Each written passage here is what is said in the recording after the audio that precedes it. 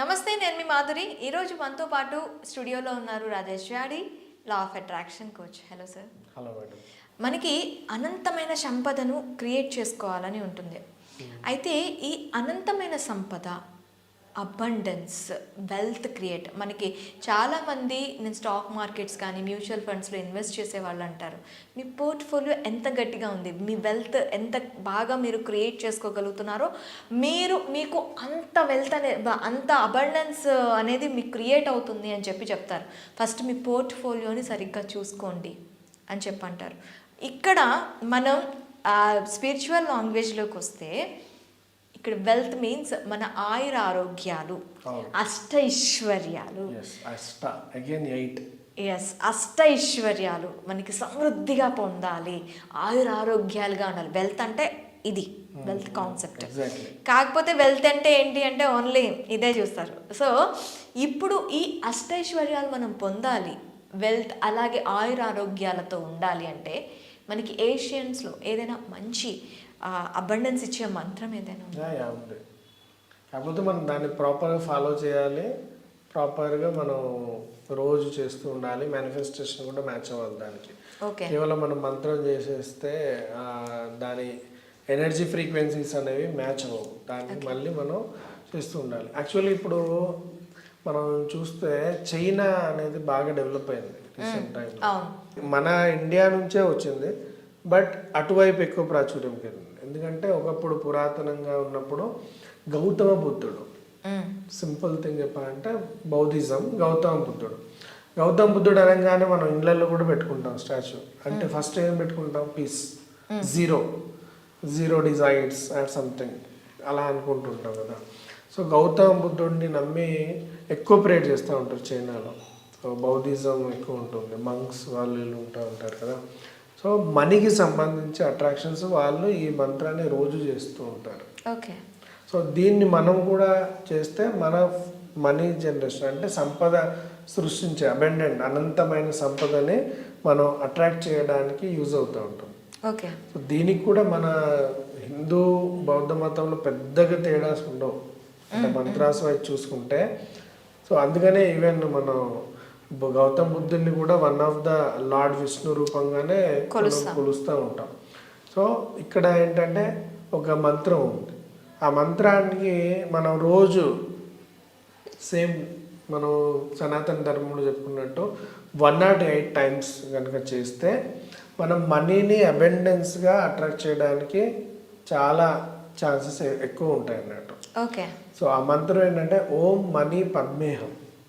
ఓం మనీ పద్మేహం. ఇక్కడ అందుకని చెప్పాను నేను, హిందూ మతానికి బౌద్ధ మతానికి చాలా దగ్గర పోలికలు ఉంటాయి. పద్మేహం అంటే పద్మం అంటే ఏంటి? లోటస్. మళ్ళీ లోటస్ కి మనం హిందూ మతంలో లోటస్ ని బేస్ ఎవరు చేసుకొని ఉంటారు? లక్ష్మీదేవి. లక్ష్మీదేవి అంటే మళ్ళీ money. So you got it. So రెండు మతాలది కూడా పెద్ద అంటే లక్ష్మిని కటాక్షం చేసుకోవడం. మళ్ళీ ఓం అంటే యాజ్ యూజువల్ ఓం అనేది ఎనర్జీ, అన్నిటికీ అదే మూలం. ఓం నుంచే ఈ 369 ఎనర్జీ అనేది ఫార్మేషన్ అని కూడా మనం చెప్పుకున్నాం. ఓం మనీ పద్మేహం, మనీ అనేది యాజ్ వెల్త్. సో ఇక్కడ ఓం మనీ పద్మేహం అంటే పద్మం పైన ఉన్న లక్ష్మీ కటాక్షంతో ఈ మనీని మనం ఈ ఓంకార నాదంతోనే సొంతం చేసుకోవడం. ఇది దీని మీనింగ్ సింపుల్గా. జనరిక్ లేమ్యాన్ అందరికి అర్థమయ్యాయి, మనం ఇంకా సాంస్క్రిట్ వాయిస్ కాకుండా లేమ్యాన్కి అర్థమయ్యాయి. ఓం మనీ పద్మేహం. సో దీన్ని ఎంత ఎక్కువ సార్లు మనం చేస్తే, ఇప్పుడు మనం ఆల్రెడీ అనుకున్నాం హిందూ మతమైన సో లక్ష్మీదేవిని కూడా కటాక్షం చేసుకోవచ్చు. అండ్ ఈ మంత్రానికి ఉన్న అడ్వాంటేజ్ ఏంటంటే పీస్ నేచర్తో ఉంటుంది. ఓకే. పీస్ నేచర్లో చేయాలి. ఎందుకు? బౌద్ధిజం నుంచి వచ్చింది. అంటే మనం కంప్లీట్గా ప్రశాంతంగా ఉన్నప్పుడు ఈ మంత్రాన్ని ఉచ్చరిస్తూ ఉంటే మనకి అట్రాక్షన్స్ అనేవి ఎక్కువ పెరుగుతాయి. ఓం మనీ పద్మేహం, సింపుల్ వర్డింగ్స్ ఉంటాయి. So same law of attraction బౌద్ధిజంలో కూడా మళ్ళీ ఉంది, డిఫరెంట్గా ఉంది. సో అది మనం నెక్స్ట్ ఇంకా డిస్కస్ చేద్దాము. బట్ ఇలా ఓం మనీ పద్మేహం అనేది 108 టైం చేస్తే, అంటే 9 టైం చేస్తే ఆ వైబ్రేషన్స్ అనేవి మ్యాచ్ అవుతాయి. 369 108 నెంబర్ వెనకాతలకున్న మనకి ఇది ఏంటి అంటే మనకి 27 నక్షత్రాలు, 27 నక్షత్రాలు 4 పాదాలు, ఈ 27 into 4 ఇట్ అలైన్మెంట్ 108. 108 అందరికీ తెలుసు, బట్ ఓన్లీ ప్రాబ్లం మనది We are ఏంటంటే not మనం పాటించము.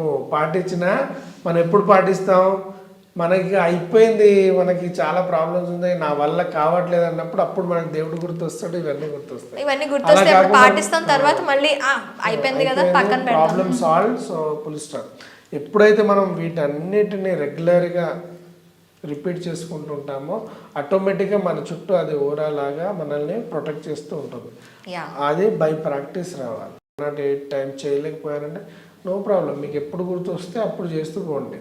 కానీ మీ మైండ్ సెట్ అనేది ప్రశాంతంగా ఉండాలి. హడావుడిగా ఏదో బస్సులెక్కి మెట్రోలెక్కి ఓమని పద్మ అనుకుంటా ఇట్ వోంట్ వర్క్. సో ప్రశాంతంగా ఉన్నప్పుడే చేస్తే it will more attract money things.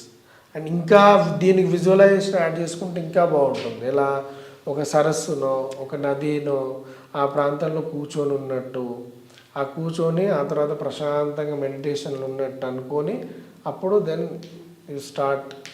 So దీన్ని హమ్ చేయడం స్టార్ట్ చేయాలి. ఎంత సైలెంట్గా మనం మ్యూజిక్ ఎలా పాటలు పాడుకుంటూ ఉంటాం కూని రాగాలతో అంటారు కదా, అలా సింపుల్గా దీన్ని విజువలైజ్ చేసుకొని ఓం అని పద్మ ఒక సాంగ్ లాగా కూడా పాడుకోవచ్చు. ఇప్పుడు నాట్ లైక్ మన సాంస్క్రిట్ మంత్రం లేకుండా దీన్ని పాట రూపంలో కూడా పాడుకుంటూ ఉంటే ఆటోమేటిక్గా మనకి మనీ అట్రాక్షన్స్ అనేవి పెరుగుతూ ఉంటాయి. Okay sir, thank you very much. Thank you అండి.